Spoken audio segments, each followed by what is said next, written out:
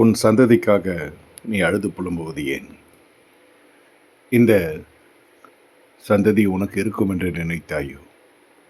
தாயின் கர்ப்பத்திலிருந்தே நான் தெரிந்து கொண்டேன் என்று நீ வாசிக்கவில்லையோ? கவலைப்படுகளால் உங்கள் சரத்தை ஒரு முழம் கூட்டுகிறவன் யார்?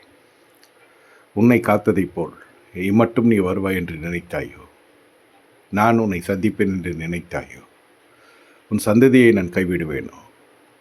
நீதிமானின் சந்ததி அப்பத்திற்கும் தண்ணீருக்கு இறந்து திரிந்து நான் பார்த்ததில்லை என்ற வசனத்தை வாசித்ததில்லை. ஏன் அழுகிறாய்? ஏன் கலங்குகிறாய்? ஏன் உன் சந்ததியாரை குறித்து கவலைப்படுகிறாய்? நாட்கள் பொல்லாதிருக்கும் அப்படினால் காலத்தை பிரயோஜனப்படுத்திக்கொள். உங்கள் துக்கம் சந்தோஷம் மாறும்.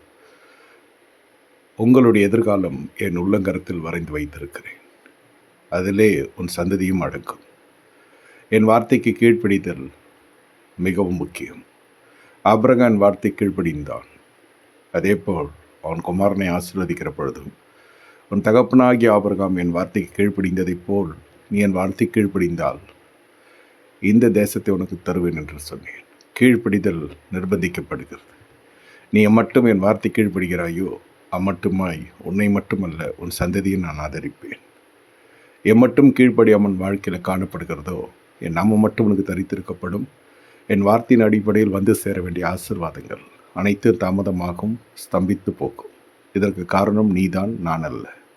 நீ என் வார்த்தையை மறந்தால் நான் பிள்ளைகளை மறந்து விடுவேன் என்று நீ வாசிக்கவில்லை. வேத வசனத்தை ஆராய்ந்து பார். அதன் மூலம் உனக்கு விமோசனம் உண்டு. அதன் மூலம் உனக்கு பிழைப்புண்டு, ஜீவன் உண்டு, சமாதானம் உண்டு. சகலத்தையும் நான் உனக்கு புதிதாக்குறேன், பயப்படாதே. நாளை குறித்து கவலைப்படாதே. நாளை குறித்து கவலைப்படும் என்று கர்த்தர் சொல்லுகிறார்.